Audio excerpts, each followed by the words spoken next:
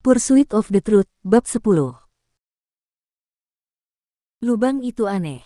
Ukurannya benar-benar sama. Ketika Suming melihat ujung lubang itu sekitar 100 kaki kemudian, dia mulai memperlambat langkahnya. Dia mendekati pintu keluar dengan hati-hati.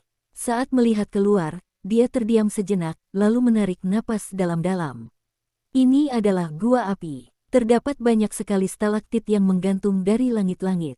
Permukaan batuan ini kering dan retak, seolah-olah akan hancur berkeping-keping kapan saja. Tanahnya hitam, tetapi ada garis-garis batuan merah yang mengalir ke bawah, mengubah tempat itu menjadi coklat. Panas di sini bahkan lebih kuat dibandingkan saat mereka berada di luar. Ada kerangka hitam yang tergantung di dekatnya. Kerangka itu panjangnya sekitar 80 hingga 90 kaki, dan Suming dapat langsung tahu hanya dengan sekali pandang bahwa itu adalah kerangka ular piton. Di kepala ular piton itu terdapat tanduk seukuran lengan. Warnanya hitam. Suming belum pernah melihat ular piton sepanjang itu sebelumnya, tetapi dia ingat pernah mendengar dari tetua bahwa pernah ada spesies ular piton di Gunung Naga Kegelapan. Mereka adalah makhluk ganas, dan semua ular piton ini memiliki tanduk di kepala mereka. Mereka dikenal sebagai ular piton bertanduk, dan ketajaman tanduknya dapat diberikan kepada suku sebagai upeti. Terdapat satu tanduk seperti itu di suku Gunung Gelap, dan tanduk itu dianggap sebagai simbol pemimpin suku. Mungkinkah ini ular piton bertanduk? Dia menatap kerangka ular piton bertanduk, lalu ke gua tempat ular itu berada, dan sebuah jawaban terbentuk di kepalanya. Dalam keheningan, Suming mengambil salah satu ramuan dari keranjang dan melemparkannya ke bawah. Saat ramuan itu melayang ke bawah dan hampir menyentuh lantai, ia mengeluarkan suara mendesis. Sekitar 15 menit kemudian, ramuan itu layu. Dia mencoba beberapa kali lagi untuk menguji panas di tanah, dan memutuskan bahwa meskipun panasnya kuat, dia bisa menahannya untuk beberapa waktu, selama dia tidak menyentuh batu-batu merah itu. Xiao Hong sudah mulai tidak sabar. Jika ia tidak mengetahui bahaya tempat ini, ia pasti sudah melompat turun jauh lebih awal. Suming keluar dari lubang dengan hati-hati, lalu melompat ke bawah dan mendarat di lantai. Seketika, terdengar suara mendesis dari bawah kakinya. Gelombang panas merambat ke tubuhnya dari kakinya, tetapi untuk saat ini belum cukup kuat untuk membakar kakinya. Saat Xiao Hong memasuki gua api, keringat mengalir deras di tubuhnya seperti sungai. Ia merenung sejenak sebelum kembali ke lubang kecil itu, menolak untuk masuk kembali ke gua api. Sebaliknya, ia memilih untuk pergi ke tempat lain untuk bermain. Suming tidak melanjutkan upaya membujuknya, tetapi memilih untuk membawa keranjang di punggungnya dan bergegas melanjutkan perjalanan. Dia dapat merasakan bahwa tempat ini terhubung dengan bagian dalam gunung api hitam, dan mungkin saja ada tempat yang cocok untuk meminum ramuan penyembuh nanti. Tidak jauh di ujung jalan terdapat ruang kosong.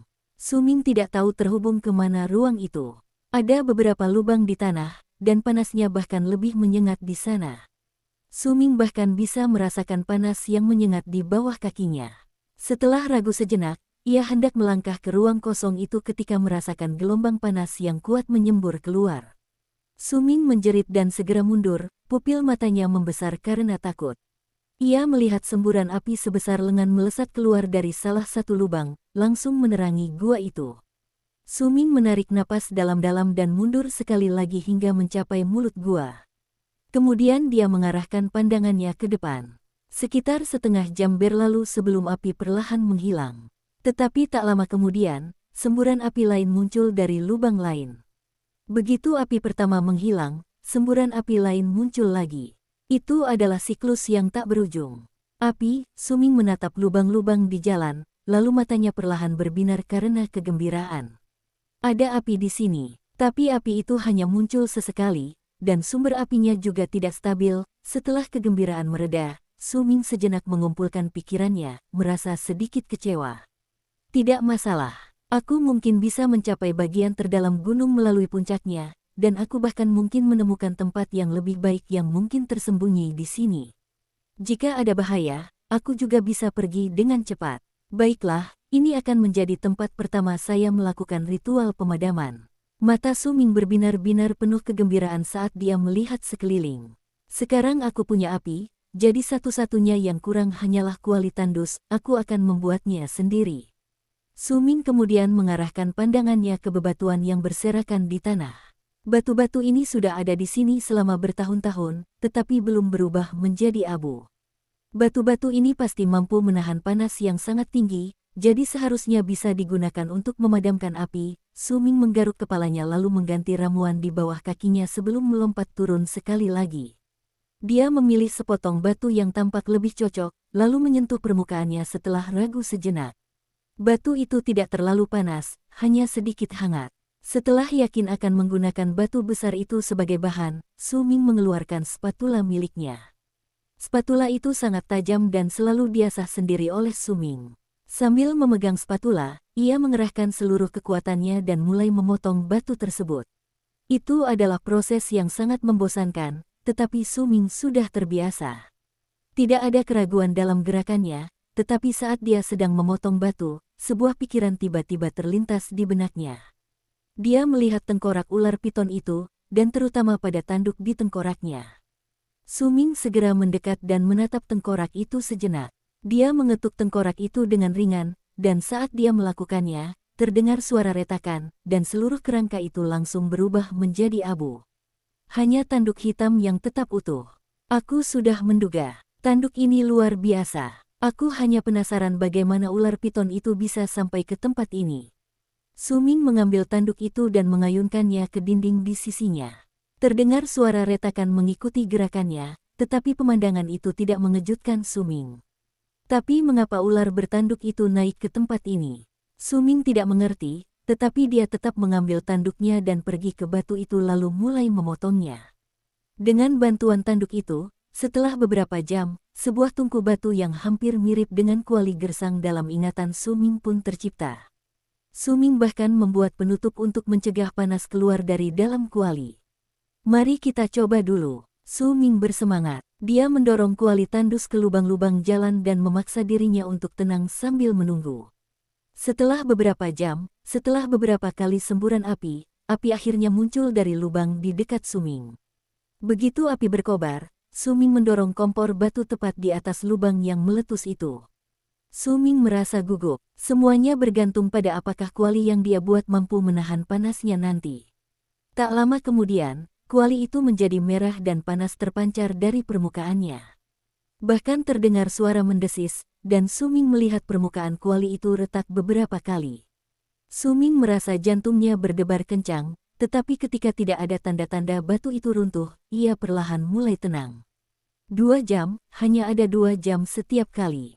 Kurasa itu tidak cukup. Suming tenggelam dalam pikirannya sendiri. Bahkan bisa dikatakan bahwa dia benar-benar mengerahkan seluruh upayanya untuk memastikan proses pendinginan ini berhasil. Lalu bagaimana dengan ini? Suming mundur beberapa langkah. Ia mungkin punya rencana di kepalanya, tetapi ia tidak berani bertindak gegabah. Sebaliknya, ia berdiri di tempat yang tidak terlalu panas dan fokus pada lubang-lubang di jalan itu. 1 hari berlalu sementara ia melakukan itu. Selama periode waktu itu, monyet kecil itu mampir dan meninggalkan beberapa buah di tempat yang tidak terlalu panas sebelum pergi lagi untuk bermain. Adapun kuali batu itu, ia tahan uji api dan tidak hancur meskipun dibakar berkali-kali. Sepertinya ada semacam aturan untuk letusan-letusan ini, tetapi sepertinya juga tidak ada aturan sama sekali. Setelah sehari, Suming mengambil terompet dan pergi ke lubang-lubang itu, menggali jurang di tanah, menghubungkan salah satu lubang di bawah kawah. Dia tidak berhenti sampai di situ, melainkan membuat 6 jurang lainnya sebelum mundur. Tak lama kemudian, salah satu lubang itu meletus lagi, dan sebagian besar api mengalir ke jurang dan masuk ke bawah kawah. Aku berhasil. Suming hanya memandanginya sejenak sebelum pergi membuat 5 jurang lagi, lalu ia kembali untuk mengamati selama 1 hari lagi. Karena ia yakin metodenya berhasil memperpanjang waktu nyala api di bawah kualinya, ia menjadi tenang. Sejujurnya, dia khawatir tentang hal itu. Garis-garis jurang itu tidak digambar sembarangan. Dia harus memastikan bahwa api di bawah kuali tidak terlalu besar atau terlalu kecil, jika tidak, pil-pil itu akan keluar dengan bentuk yang tidak sempurna. Lagi pula, ada kalanya beberapa lubang di jalan muncul sekaligus. Jika ini terjadi berulang kali, maka bisa berbahaya. Setelah berhasil menyelesaikan 2 masalah paling mendasar, Suming menjadi tenang dan memulai proses pemulihan pertamanya berdasarkan ingatan yang ada di kepalanya.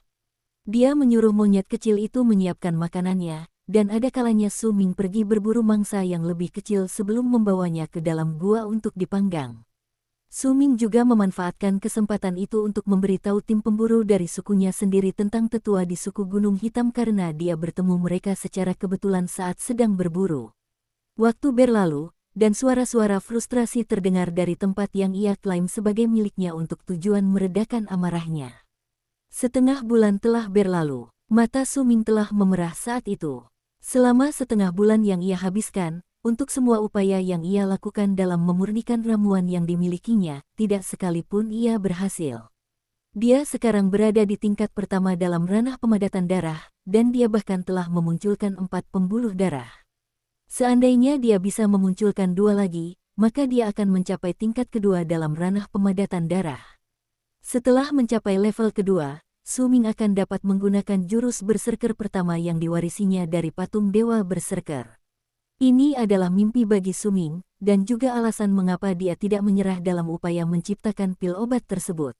Namun setelah sebulan penuh kegagalan, Suming hampir menyerah. Tetapi kegigihannya tidak membiarkannya menyerah begitu saja. Aku tak percaya. Xiao Hong, kumpulkan ramuan lagi untukku. Suming melemparkan keranjang ke arah monyet kecil yang memperlihatkan giginya di mulut gua, lalu melanjutkan usahanya membuat pil. Monyet kecil itu menangkap keranjang dan menyeringai sebelum berlari keluar. Hari-hari berlalu, kegagalan demi kegagalan. Setengah bulan lagi berlalu. Pada hari itu, saat Suming berdiri di depan kuali dengan rambut acak-acakan, ia memegang 2 ramuan di tangannya. Keduanya berwarna merah. Salah satunya memiliki 6 kelopak, dan yang lainnya 5 kelopak. Yang mana yang harus kupakai? Suming tahu dia tidak punya banyak waktu untuk berpikir, jadi dia menggertakkan giginya dan mengambil keputusan.